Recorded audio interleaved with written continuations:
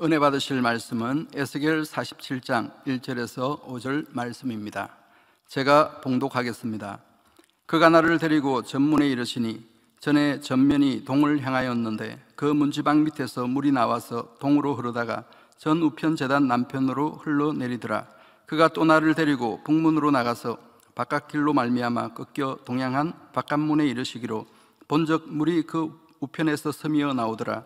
그 사람이 손에 줄을 잡고 동으로 나아가며 1천척을 청량한 후에 나로 그 물을 건너게 하시니 물이 발목에 오르더니 다시 1천척을 청량하고 나로 물을 건너게 하시니 물이 무릎에 오르고 다시 1천척을 청량하고 나로 물을 건너게 하시니 물이 허리에 오르고 다시 1천척을 청량하시니 물이 내가 건너지 못할 강이 된지라. 그 물이 창일하여 헤엄할 물이요 사람이 능히 건너지 못할 강이더라. 아멘. 영상으로 준비된 금빛 성가대의 찬양과 연주 후 당장님의 영상 설교 믿음을 청량하시니 첫 번째 제아의 말씀을 들으시겠습니다. 사랑하는 성도 여러분, 전 세계 및 전국의 지교회 성도 여러분, 지성전 성도 여러분, 전 세계 인터넷을 통해 예배 드리는 모든 성도 여러분, GCN 시청자 여러분, 오늘부터 믿음을 청량하시니 라는 제목으로 말씀 증거합니다. 청량이란 단어의 사전적인 의미는 물건을 자로 잰다는 뜻입니다. 그런데 믿음은 눈에 보이는 물건이 아니지요. 과연 어떻게 잴 수 있을까요? 바로 하나님의 말씀이라는 자로 잴 수가 있습니다. 장차 심판날에 각 사람은 믿음에 따라 구원 여부와 형벌 또는 상급에 대한 판결을 받습니다. 여러분이 심판대에 서는 그날 믿음이 구원받게 부족하다고 판정받으시면 어찌합니까?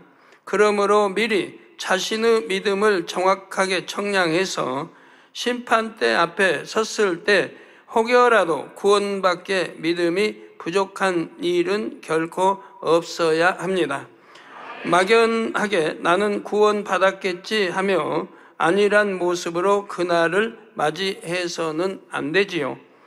누가복음 18장 8절 후반절에 예수님께서 인자가 올 때에 세상에서 믿음을 보겠느냐 하고 말씀하셨습니다.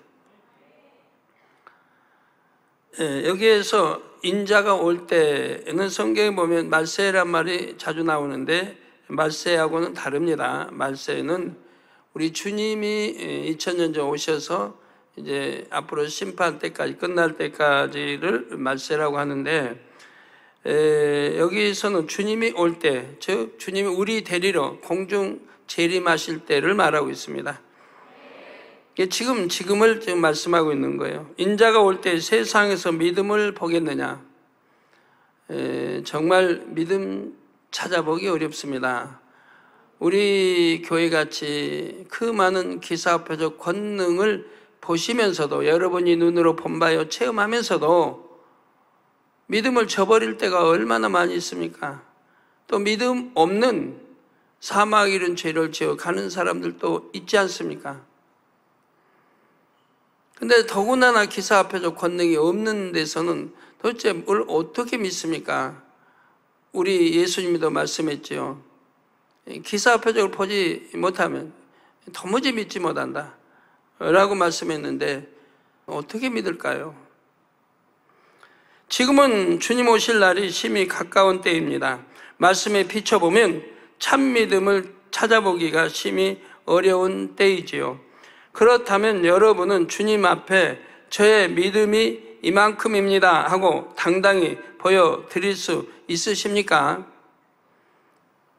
여러분은 구원받을 만한 믿음에서 더 나아가 아름다운 천국 새 예루살렘을 사모합니다 하고 담대히 고백할 수 있을 만한 믿음을 가져야 합니다. 그러려면 막연하게 적당히 신앙생활을 해서는 안 되지요. 성경 곳곳에는 구원받을 만한 믿음이란 어떤 믿음인지, 즉 구원의 기준이 명시되어 있습니다. 오늘부터 그 말씀들을 하나하나 되짚어 볼 때 스스로 자신의 믿음을 헤아려 보시기를 바랍니다. 그래서 확실한 믿음을 소유하셔서 두려움이나 염려가 아닌 소망과 기대 속에 천국 길을 가시기를 주님의 이름으로 축원합니다. 성도 여러분, 구약 성경 신명기에서 모세는 가나안 입성을 앞두고 이스라엘 백성 앞에서 하나님 말씀을 선포합니다. 신명기 1장 5절에 모세가 요단 저편 모압 땅에서 이 율법 설명하기를 시작하였더라 한 대로 요단강 건너편으로 가나안 땅이 보이는 모압 평지에서 말씀을 선포하지요. 그 내용을 기록한 책이 바로 신명기입니다. 이때는 가나안 땅에 들어가기 약 2달 전으로서 이스라엘 군대가 아모리 족속의 두 왕, 곧 헤스본 왕 시온과 바산 왕 옥과 싸워 크게 이긴 후였습니다. 군사들은 사기가 충천하고 백성들은 기대에 부풀어 있었지요. 이런 시점에 모세는 과연 어떤 설교를 했을까요? 이제 가나안 땅에 들어갈 터이니 하나님께서 주신 복을 마음껏 누리라, 이렇게 축복만을 선포했을까요? 아니었습니다. 그러는 대신 가나안 땅에서 복을 누리는 길과 저주에 이르는 길을 명확히 구분해 주었습니다. 출애굽 여정을 회고하면서 하나님께서 주신 계명을 풀어 설명했지요. 그 당시에 무엇보다 중요한 일은 온 백성이 하나님의 선민, 곧 거룩한 백성으로서 자격을 갖추는 일이었기 때문입니다. 이들은 이제 광야에서 40년 동안 믿음의 훈련을 받았습니다. 그래서 합격들을 했어요. 가나안 땅에 들어갈 수 있는 이런 믿음 합격들을 한 분이에요. 그런데도 모세는 바로 이런 설교를 하고 있다 이 말입니다. 이스라엘은 하나님과의 언약 위에 세워진 나라입니다. 하나님께서는 그들의 열조 때부터 누누이 젖과 꿀이 흐르는 가나안 땅을 주시겠다고 약속하셨지요. 하나님은 반드시 약속을 이행하시는 분입니다. 크든 적든 약속하면 반드시 이행하십니다. 다만 백성들 편에서도 하나님의 법, 곧 계명을 지킬 때야 약속의 효력이 생기죠. 하나님께서 이스라엘을 선민으로 인정하시고 언약을 이행해 주실 수가 있는 것입니다. 즉 가나안 땅을 기업으로 주실 수 있고 대대로 머물며 복을 누리게 하실 수가 있지요. 계명을 지켰을 때 말입니다. 이러한 사실을 잘 아는 모세는 애타는 마음으로 백성들을 향해 다시 한번 하나님께서 주신 십계명을 비롯한 각종 규례들을 풀어 가르칩니다. 그러면서 신명기 4장 40절에 오늘 내가 내게 명하는 여호와의 규례와 명령을 지키라. 오늘 내가 내게 백성에게 명하는 여호와의 규례와 명령을 지키라. 너와 내 후손이 복을 받아 내 하나님 여호와께서 내게 주시는 땅에서 한없이 오래 살리라. 바로 이렇게 지키면 내 후손이 복을 받는다. 너도 받고 내 후손도 복을 받고 내 하나님 여호와께서 내게 주신 땅에서 한없이 오래 살리라. 가나안 땅에 들어가서도 여호와의 규례와 명령을 지켜야지만 모든 복을 누릴 수 있다고 거듭 강조하지요. 백성들은 말씀을 아멘으로 받았고 결국 하나님의 도우심 가운데 가나안 땅을 정복합니다. 그리고 하나님의 법을 준수하는 동안은 그 땅에서 안정과 풍요를 누렸지요. 영혼이 잘된 만큼 심은 대로 행한 대로 하나님께서 반드시 갚아주시지요. 그런데 정작 하나님의 자녀라는 표, 곧 구원을 얻을 만한 믿음이 없다면 이 축복이 무슨 의미가 있겠습니까? 하나님께서 축복을 주실 수도 없겠지만 설령 주신다 해도 이런 사람에게는 축복이 오히려 화가 될 수 있지요. 자신이 축복받을 만한 믿음을 가진 것으로 착각해서 아니란 신앙생활을 할 수가 있기 때문입니다. 또 믿음이 없는 상태에서 갑자기 물질이 넉넉해지면 하나님께 감사하고 충성하는 것이 아니라 오히려 죄를 짓기도 하기 때문이지요. 우리 성도님들 중 그 누구도 이래서는 안 되지 않겠습니까? 아버지 하나님의 무한한 자비와 긍휼로 많은 분들이 용서받을 수 없는 죄를 용서받았습니다. 그런데 놀랍게도 학생들을 비롯하여 의외로 많은 성도들이 제가 범한 죄가 사망에 이르는 죄인 줄 몰랐습니다. 이런 고백을 하는 것을 보았지요. 범죄하며 살 때는 단에서 그토록 수없이 선포된 하나님의 말씀이 귀에 들어오지 않다가 이제 죄사함 받고 은혜가 임하니 말씀이 들린다는 것입니다. 이에 저는 목자로서 여러분에게 구원의 선을 분명히 알려드릴 필요성을 느꼈지요. 이번 기회에 우리 성도님들 모두 구원의 기준을 확실히 정립하시기를 바랍니다. 우리 죄종님들도 일꾼들도 마찬가지입니다. 확실하게 정립하시기 바라요. 상담 잘해줘야 됩니다. 저번에 어느 성도 와서 그런 말을 해요. 당회장님, 그냥 집에서 엄청 핍박을 받는다는 게 남편이. 때로는 칼로 위협도 하고, 교회 못 나가게, 구타도 하고. 그래서 죄종에게 이렇게 상담하면 그래도 참고 살아라, 그렇게 해준다는. 그래서 그게 하나님 뜻인 줄 알고 지금까지 참고 살았다는 겁니다. 그 많은 세월을. 근데 여전히 지금도 그러는 거죠. 하나님 말씀에 그런 게 어디 있습니까? 이렇게 잘못 알면 잘못 가르친다 이 말이에요. 그래서 고통 중에 살게 한다 이 말이에요. 너무 힘들면 교회 떠나게 되는 것이고 믿음 다 저버리게 되는 것이고 구원도 받을 수 없는 그런 사람으로 만들어버린다 이 말입니다. 행복하게 살 수 있는 사람을 불행하게 살게 만든다 이 말이에요.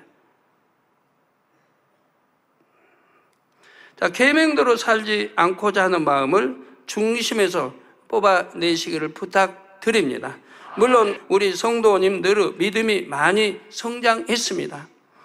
이제 믿음이 있으니 형통하게 전진만 할 수가 있습니다. 그래도 긴장을 늦추지 마시고 하나님의 자녀된 표를 여러분 안에 온전히 소유하시기를 바랍니다. 그것은 바로 믿음이지요. 믿음으로 계명을 준수하여 온전한 복을 누리시기를 바랍니다. 더 나아가 최후에 이를 천국 새 예루살렘에서 영원히 복을 누리시기를 주님의 이름으로 축원합니다. 성도 여러분, 오늘 본문이 담긴 에스겔서는 에스겔 선지자가 이상 중에 보고 들은 바를 기록한 예언서입니다. 하나님께서는 에스겔에게 이스라엘과 주변 국의 앞일을 알려주십니다. 이 에스겔은 죄악의 결과로 인해 이스라엘과 주변국에 임할 심판과 장차 회복될 이스라엘에 대해 예언합니다. 그리고 에스겔서 후반부인 40장부터는 에스겔이 이상 가운데 본 어떤 성전에 대해 구체적으로 기록되어 있습니다. 본문 말씀은 에스겔이 이상 중 성전 문지방 밑에서 물이 흘러내리는 장면을 보고 기록한 내용입니다. 에스겔이 보니 물이 성전의 문지방 밑에서 솟아나와 동으로 흐르다가 전 우편 제단 남편으로 흐릅니다. 또 북문으로 나가서 동양안 바깥문에 이르러 보니 그 우편에서도 물이 스며 나왔지요. 물은 영적으로 하나님의 말씀을 의미합니다. 따라서 물이 성전 안을 두루 흐른 뒤 성전 밖으로 흘러나가는 광경은 성전에서 선포된 하나님의 말씀이 성전 안뿐만 아니라 성전 밖 즉 세상으로 널리 퍼져나감을 상징합니다. 오늘날 성전은 주님의 몸인 교회이지요. 성전에서는 하나님의 말씀이 선포됩니다. 하나님의 자녀들은 성전에 모여 그 말씀을 들으며 예배하지요. 하나님 말씀이 교회 안에만 머물지 않고 세상에 전해지면 세상에 변화가 일어납니다. 그러므로 성도들은 하나님의 말씀을 자기 안에 지식으로 가지고만 있을 것이 아니라 세상에도 전해야 합니다. 또 교회 안에서만 말씀대로 행할 것이 아니라 세상 속에서 즉 가정과 학교, 직장에서도 행해야 합니다.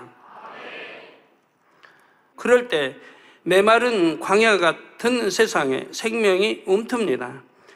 여러분으로 인해 전파되는 말씀이 어두운 세상을 밝히지요.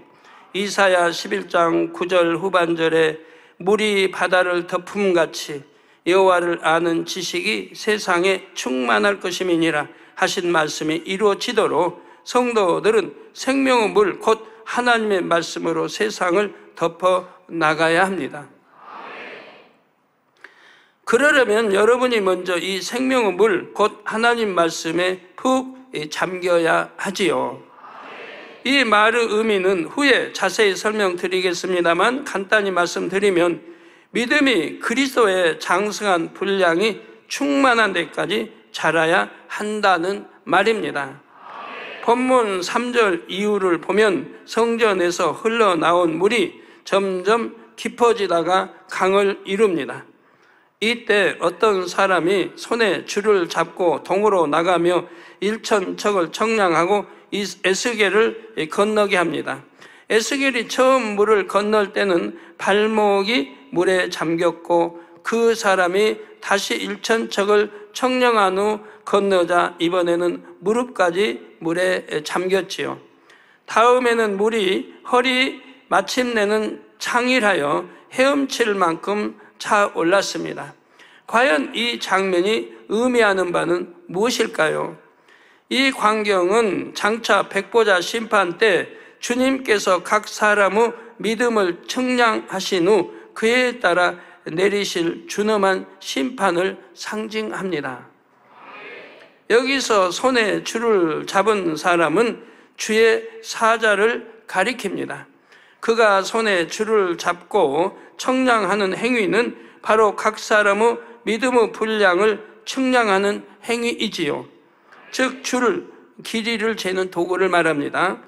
주의 사자는 한치 오차도 없이 정확하게 각 사람의 믿음을 청량합니다. 주의 사자가 일천척을 청량한 후 에스겔이 물을 건널 때 몸이 잠긴 정도는 바로 믿음의 분량을 나타냅니다.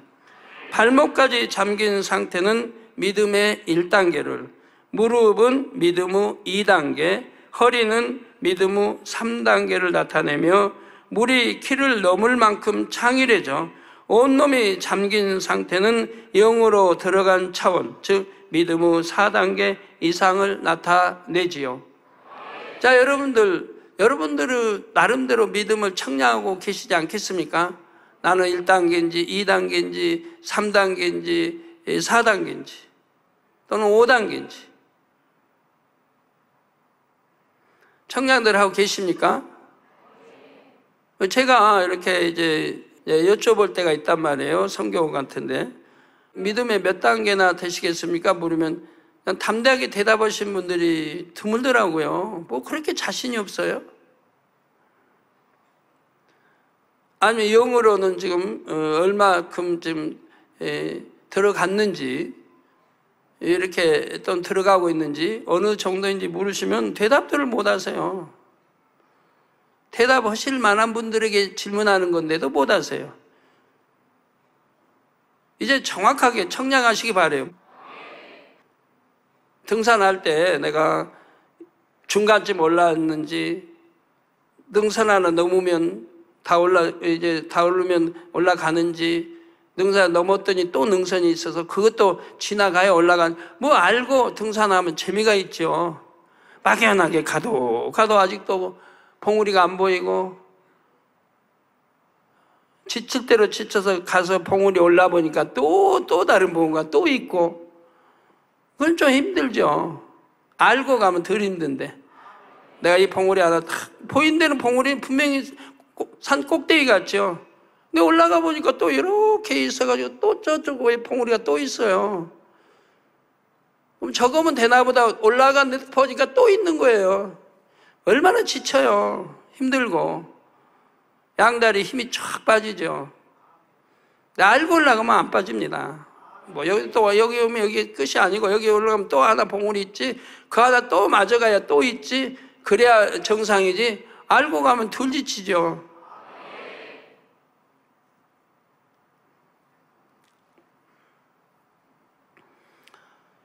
그리고 착각을 하면 안 됩니다. 믿음의 분량 척도 착각을 하면 안 돼요. 영으로 이제 들어갔다 4단계. 그러면 악은 모양도 없는 거예요. 내 마음에 악은 모양도 없는 거예요. 모양도 없을 때 4단계 들어가는 거예요. 그러니까 거기는 악이 없으니까 어떤 악도 나올 수가 없어요. 악이 없는 사람은 눈으로 볼 때 선한 것만 봐요. 선하지 않는 건 안 봐요. 음란물? 상상도 못하죠. 선하지 않은 거 안 봐요. 듣는 거, 선한 말이 아니면 안 들어요. 보는 거, 선하지 않으면 안 보고, 듣는 것도 그렇고 말하는 것도 선한 말이 아니면 안 해요. 내 안에 악이 없으니까 악한 말이 나올 수도 없고, 선만 있으니까 선한 말만 나오는 거예요. 누가 옆에서 보니까 어떤 집사님들이 서근서근합니다. 조 집사님 아까 나 저기서 오는데 나를 힐끗 쳐다보더니 혹시 나를 두고 말씀하는 거 아닌가? 무슨 말씀할까? 귀를 기울인다. 영으로 들어간 사람은 그런 거 없습니다. 들으려고 안 해요. 몰래 들으려고 안 하고, 염탐하려고도 안 할 것이고, 떳떳하게 상대가 말해주면 듣는 것이고, 아니 몰래 들으려고 안 하고, 혹시 내 이야기 하나 하고 들으려고 안 해요. 선한 말이 아니면 들으려고 안 해요. 또 말하는 것도 선한 말만 해요. 늘 말에 실수 있는 사람들 있죠. 늘 금방 아니고 이거 뭐 그냥 그 사람은 그렇게 살아요. 하루 종일을 1년 내에 그렇게 살아요. 그런 사람이라 믿음이 어떻게 3단계로 들어가겠습니까? 못 들어가죠. 맨 말에 실수 많은데. 동문서답한 분들은 내 안에 진실이 없기 때문에 동문서답이 나옵니다. 진실하면 윗사람이 묻는 그대로 답을 하는 거예요. 진실하지 못하니까 생각을 굴리는 거예요. 머리 생각, 내가 답변을 어떻게 할까 없잖아. 질문한 대로 대답하면 되는데 지금 어떻게 할까 하고 지금 연구를 하는 거예요. 그래서 영어로 들어간 거는 너무 측량하기 쉬운 것이고, 이제 3단계도 쉽잖아요. 육체일을 행하지 않는 사람이니까 3단계도 쉽죠. 내가 3단계 있다는 거. 거기서 이제 분류해서 60% 해줬잖아요. 60% 넘으면 반승이라고. 그것도 좀 쉽게 이렇게 분류해 줬으면 그렇게 어려울 것도 없죠. 근데 3단계 있는 사람이 만약에 사망 이른 죄는 아니어도 육체의 일을 행했다. 그러면 그 사람은 믿음의 1단계나 2단계인 거예요. 사망 이른 죄는 아닌데 여하튼 육체를 행했다. 그냥 누가 화나게 하니까 그냥 선정 갔다. 그럼 그 사람은 믿음이 2단계 아니면 1단계죠. 근데 심한 것 차에 따라서 1단계도 될 수 있고 2단계도 될 수 있습니다. 그냥 믿음의 3단계 들어갔으면 화가 나도 참으면 참았지 손찌검 하지 않지요. 발로 차지 않지요. 욕하지 않지요. 믿음의 3단계만 돼도 아무리 화나도 절제하지 욕하지 않습니다. 욕이 나왔다. 그럼 그 믿음의 2단계나 1단계인 거죠. 그런데 이제 육체의 일 중에 사막 이른 육체를 졌다. 그거는 믿음도 없는 거고요. 1단계, 2단계라 할 필요도 없어요. 믿음 자체가 없는 거예요. 그러니까 사막 이른 죄를 짓는 거예요. 겨자씨만 믿음이 있어도 결단코 죄를 지을 수 없다고 성경은 말씀하죠. 그런데 사망에 이른 죄를 짓다면 믿음 자체도 없는 거예요. 아이고, 나 믿어요. 다 믿는데요. 죄가 뭔지, 의가 뭔지, 심판이 뭔지 믿고, 성경 믿고, 어떻게 구원받는지 믿고 아는데요. 믿는데요. 그거 믿는 게 아니에요. 지식으로 아는 거지. 배워서 아는 거지 믿는 게 아니에요. 말씀 늘 들었으니까 알죠. 아는 거예요. 내가 아는 믿음이에요. 하나님이 원하시는 영적인 믿음은 아니고 구원받을 믿음은 아니라 이 말입니다. 그러니까 죄를 짓게 되는 거라 이 말입니다. 우리 장로님도 정말 빛 가운데 살고 말씀 가운데 살아봐요. 1, 2년 후면 다 그래도 참 부유하다 한 말을 들을 수 있는 거예요. 1, 2, 3년 넘을 거 없어요. 1, 2년, 3년 안에는 다 부유하게 되는 거예요. 내가 그렇게 살지 못하기 때문에 그런 거죠. 그 어렵고 계속 하는 거 여러분 분석해봐요. 말씀 잘 듣고 분석해봐요. 밤에 가는데 길거리 발에 탁 채여 보니까 금이에요. 금덩이에요. 금덩이. 자어떨떨합니다. 그 사람은 하여튼 믿음의 4단계와 전혀 멀겠죠. 거리가. 누구 있나 없나 눈치 보니까. 근데 그걸 주워가지고 누가 이거 이렇게 잊어버렸을까? 얼마나 애가 탈까? 빨리 주인 찾아줘야겠다라고 마음을 먹는 사람이라면 욕심도 없고 사심도 없고 도적질할 마음도 없고 내 거 아니면 취하지 않고 이런 사람이죠. 그러면 그런 사람은 믿음의 4단계에 가까운 사람 아니에요? 그러나 믿음의 4단계는 아니죠. 그거 하나만 가지고 믿음의 영으로 들어갔다면 못하는 거니까. 그도 믿음의 4단계에 가까운 사람이죠. 내가 아무리 가난할지라도 가난한데 이렇게 큰 이런 금덩이를 내가 보았다. 아무도 안 본다. 그래도 믿음의 4단계에 가까운 사람이라면 그 취할 욕심, 사심 없습니다. 내 거 아닌데 남의 거 빨리 주인 찾아줄 마음인 거죠. 근데 그런 마음이 아니다. 나는 아무도 안 본다면, 둘레떼 안 본다면 내가 아마 가질 거다. 그러면 그 사람은 믿음의 3단계에서 있든가 아니면 믿음의 2단계인가 하겠죠. 왜? 도적질할 마음이 여전히 있는 거니까. 남은 거 훔칠 마음. 그런데 훔치진 않았지만 내가 남은 거 주우니까 내가 가지니까 그것도 훔치려고 하는 거와 뭐 다를 게 뭐가 있습니까? 훔칠 수만 있다면 훔치겠죠.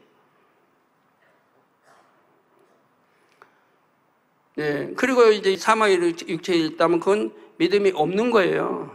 믿음이 있다고 하나님은 인정하지 않아요. 사망의 일은 죄니까. 이런 것들을 여러분들이 신앙생활 하시면서 다 분별할 줄 알아야 돼요.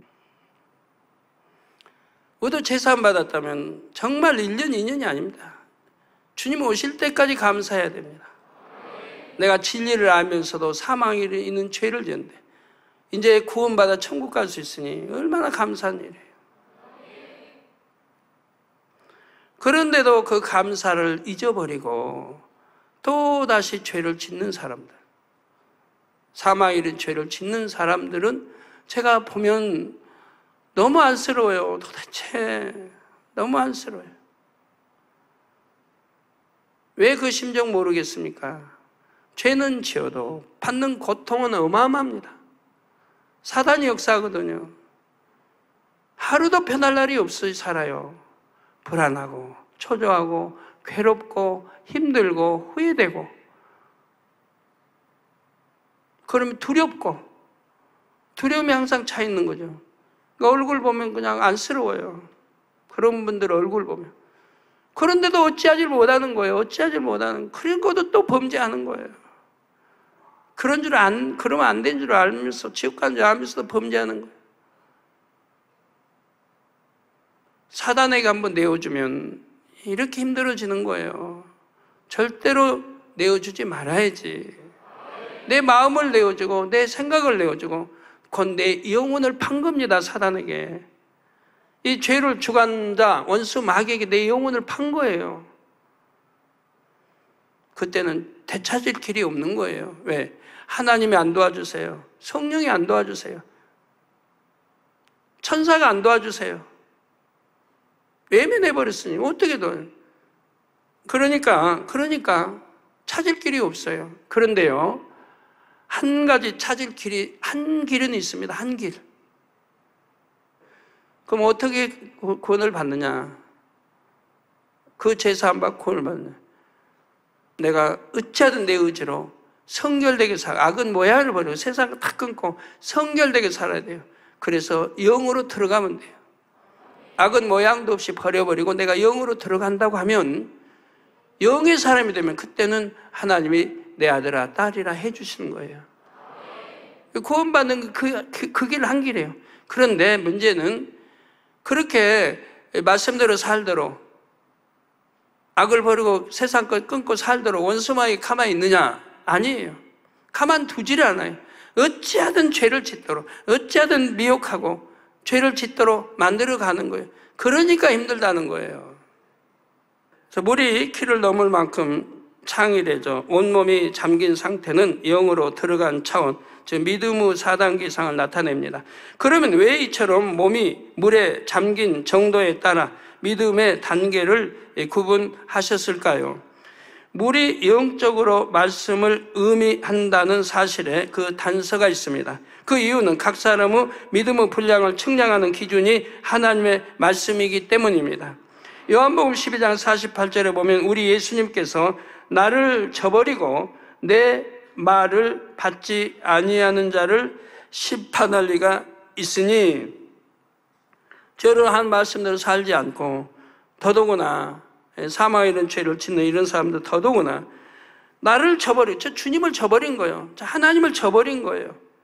저버리고 내 말을 받지 아니한 자, 저 하나님 말씀 받지 않았잖아요. 받았던 말씀대로 살 거 아니에요. 받지 않았다 이 말이에요. 받지 아니하는 자를 심판할 이가 있으니, 곧 나의 한 그 말이 마지막 날에 저를 심판하리라. 반드시 심판은 아무도 피할 수 없는 거예요. 홀이라도 남김없이 심판받는 거예요. 그든 아무리 적더라도 사라지지 않고 심판을 받는 거예요. 예수님께서 이 땅에 계시는 동안 하신 말씀은 모두 하나님의 말씀입니다. 요한복음 12장 49절에 내가 내 자의로 말한 것이 아니에요. 즉 우리 주님 스스로, 주님 스스로 생각대로 말씀한 게 아닙니다.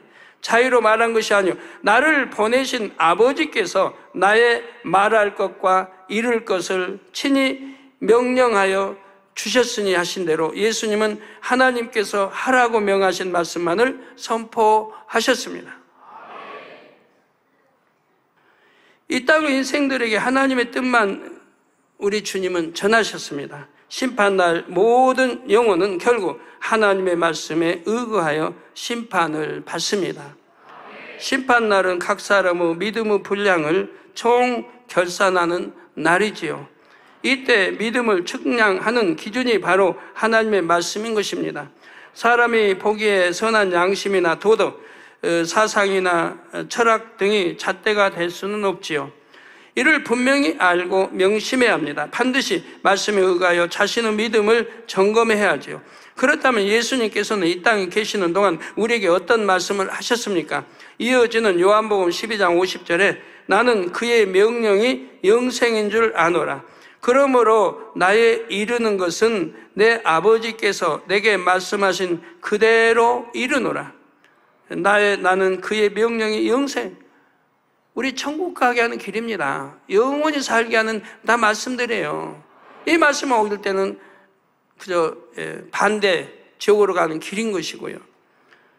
그래서 그의 명령이 영생인 줄 안다.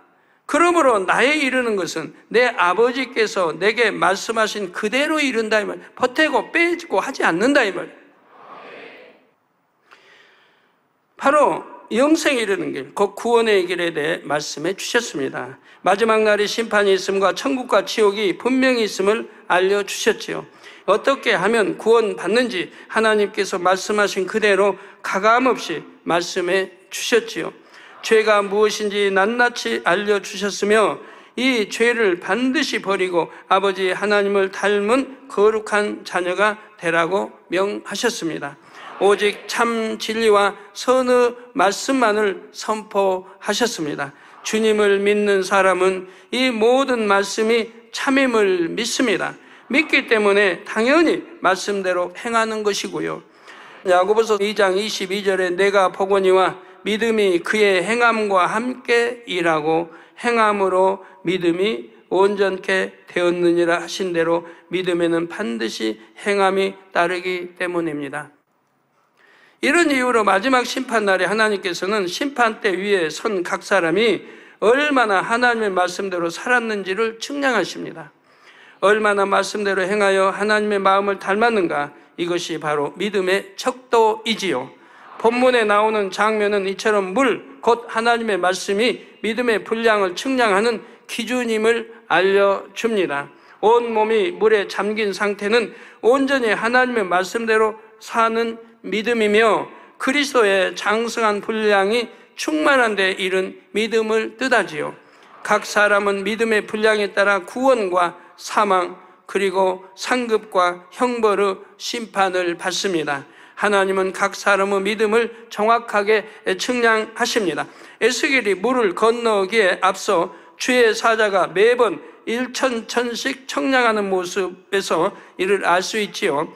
이 내용에 담긴 뜻은 다음 시간에 증거하겠습니다. 결론을 말씀드립니다. 사랑하는 성도 여러분, 빌립보서 2장 12절 후반절에 보면 항상 복종하여 두렵고 떨림으로 너희 구원을 이루라 말씀하고 있습니다. 아이고, 성경에 보면 두려워하는 자는 하나님 사랑이 없다고 하던데요. 하나님 사랑치 않기 때문에 두려워한다고 하던데요.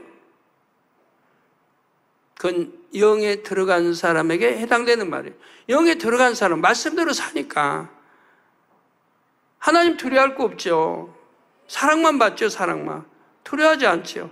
그러나 영으로 들어가기 전 믿음의 1단계, 2단계는 항상 깨어 있어야 하고, 내가 섰다면 넘어질까 조심하고, 언제 원수마귀 사단을 미혹 받을지, 유혹 받을지를 모르는 거예요. 그래서 두렵고 떨림으로 우리 구원을 이루어야 한다 이 말입니다. 항상 깨어 있어야 한다 이 말이에요. 항상 분별해야 되고요. 이 사단의 역사인지, 원수마귀 악한 자의 역사인지 아닌지, 이게 선인지 악인지 진리인지 비진리인지 구분해서 내가 행해 나가야 된다 이 말입니다. 그러므로 천국에 이를 때까지는 끊임없이 구원을 이루어 나가야 합니다. 물론 영으로 들어가서 정금 같은 믿음을 소유하면 더 이상 두렵고 떨림으로 구원을 이룰 필요가 없습니다. 그러나 그러기 전까지는 대적 원수마귀 사단이 천성을 향해 가는 성도들을 가로막습니다. 구원의 길이 아닌 사망의 길로 어떻게든 이끌어 가려 하지요. 그렇다면 여러분은 지금 구원의 길을 제대로 가고 있습니까? 시편 119편 105절에 주의 말씀은 내 발의 등이요 내 길의 빛이니이다 말씀한 대로 오직 하나님의 말씀이 여러분을 천국으로 곧장 인도하는 등이요 빛이 됩니다. 그러므로 하나님의 말씀을 정확히 듣고 오직 그 말씀에 의지하여 달려가시기를 바랍니다. 그럴 때 여러분의 믿음은 구원의 기준을 넘어 그리스도의 장성한 분량이 충만한 데에 신속히 이룰 수가 있는 것입니다. 이처럼 온전한 믿음으로 장차 영광과 상급을 가득 안고 새 예루살렘에 이르시기를 주님의 이름으로 축원합니다. 말씀을 상고하시면서 통성으로 기도하시겠습니다. 참 좋으신 사랑의 아버지 하나님, 오늘 말씀을 통해서 우리에게 믿음이 되고 생명이 되게 하시니 감사를 드립니다. 진정 우리가 그리스도의 장성한 분량까지 믿음이 성장하는 저희 모두가 되어야겠습니다. 아버지 하나님, 말씀이 기준이 되어서 진정 이제 우리가 어떻게 죄를 버리고 악을 버리고 성경을 향해 나아갈지 진정으로 이는 말씀들을 통해서 변화로 생명으로 나오게 하셔서 먹으나 마시나 모든 분야에서 아버지 하나님께 영광 돌리는 삶이 될 수 있도록 축복하여 주옵소서. 감사드리옵고 우리 주 예수 그리스도의 이름으로 기도하옵나이다. 아멘. 涙の中おらる主愛の主それは命与える救いの